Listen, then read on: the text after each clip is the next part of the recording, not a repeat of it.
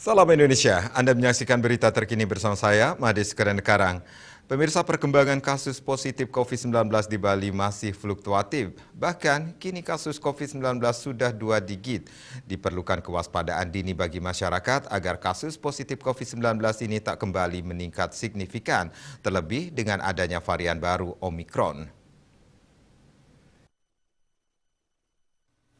Kemunculan Omikron sejak awal tahun ini menjadi kekhawatiran banyak pihak. Karena itu, Rumah Sakit Wangaya juga telah melakukan persiapan jika kasus ini mengalami peningkatan. Dirut RS Wangaya, Anak Agung Made Widiasa mengungkapkan, kasus COVID-19 di Bali saat ini sudah 2 digit.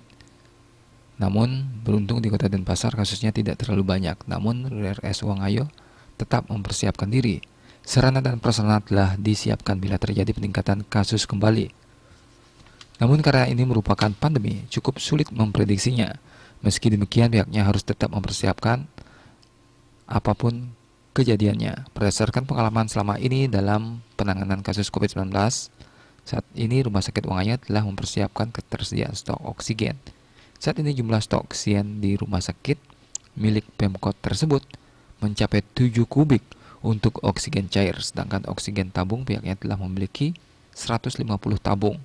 Sebelumnya, RS Wangaya hanya tersedia 36 tabung. Demikian pula yang ukuran 3 kubik jumlahnya cukup banyak, yakni hampir 100 unit. Jadi untuk oksigen sudah siap, namun tetap berharap kasusnya tidak membludak. Sedangkan daya tampung di RS Wangaya untuk pasien COVID-19 saat ini disiapkan 40 tempat tidur. Namun ketika kasus meningkat, seperti beberapa waktu lalu, RS Wangaya kembali menambah tempat tidur hingga 174 unit.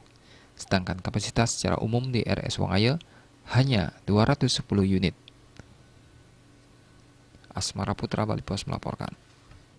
Untuk mencegah penyebaran COVID-19, ingat pesan Ibu selalu terapkan 3M, wajib memakai masker, mencuci tangan, jaga jarak, serta hindari kerumunan. Dengan penerapan perilaku 3M, Indonesia segera terbebas virus corona menuju Indonesia maju. Update terus informasi Anda dengan subscribe dan like YouTube channel Bali TV @newsbalitv. Tetaplah bersama Bali TV. Salam Indonesia.